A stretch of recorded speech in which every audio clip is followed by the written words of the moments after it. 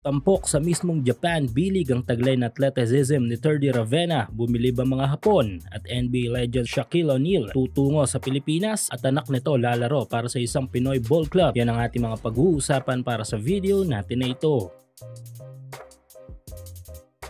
Walang duda na unti-unti nang tumataas ang level ng laro ng ating mga Pinoy ballers sa liga ng mga Hapon. Magandang bagay na makita ang ating mga malalaro sa bilig ng Japan na lalong gumagaling habang tumatagal. Since tumataas na ang level of competition sa bilig dahil sa pagpasok ng mga NBA caliber international imports ay nabibigyan ng matinding challenge every game ang ating mga kababayan. Sa ngayon ay meron tayong 5 aktibong malalaro na talaga namang nagpapakita ng husay sa laro at nakipagsabayan din sa mga dekalibreng NBA imports sa game. Ang una na nga dito ay si Kiefer Ravenna na malaking bagay para sa team ng Shiga dahil finally next season ay muli na silang aakyat sa Division 1 ng B-League. Sunod ay si Matthew Wright na patuloy ang pagbibigay ng magandang opensa sa kupunan nito na Kyoto kung sana'y naipapamalas nito ang kanyang sharp shooting ability. Same thing kay Ray Ray na isa sa mga nag-aangat sa opensa ng Nagoya this B-League season dahil sa maganda rin nitong performance sa game. Idagdag pa natin dito ang ating young Pinoy baller sa Japan na si Kai Sotto kung sana'y patuloy ang kanyang pakikipagsabayan sa mga malalaki at malalakas na international imports. Pero itong huli nating malalaro ay malalarong literal na angat ang karir sa Japan na si Terdy Ravenna. Maliban sa pagiging first Pinoy import sa Japan ay nakuha na rin ni Terdy ang pagiging kampiyon sa B-League. Yan ay nang makuha nila ang kampyonato sa Central Conference at merong malaking tsansa ng mga ito para sa finals. Ito lang ay kinabiliban ng mga Hapon ang pambihirang athleticism ni Terdy nang kumana ito ng alley-oop dunk sa game.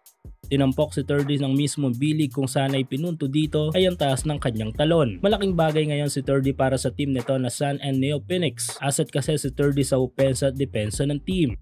Gusto mo bang kumita habang naglalaro? Dito lang yan sa pinaka-legit na betting site sa mundo na 1xBet. I-click lang ang link sa ating pinned comment at mag-register. Ilagay lang ang promo code na PLAYW1X para makakuha kayo ng up to 6,000 pesos bonus sa inyong first deposit. Pwede kang tumaya dito sa kahit anong sports, lalo na sa basketball, NBA, PBA at marami pang iba. Meron din silang iba't ibang mga online casino games. Sobrang dali lang mag-withdraw at mag-deposit dito using your GCash or bank transfer. Kaya subukan na ang inyong swerte sa 1xBet.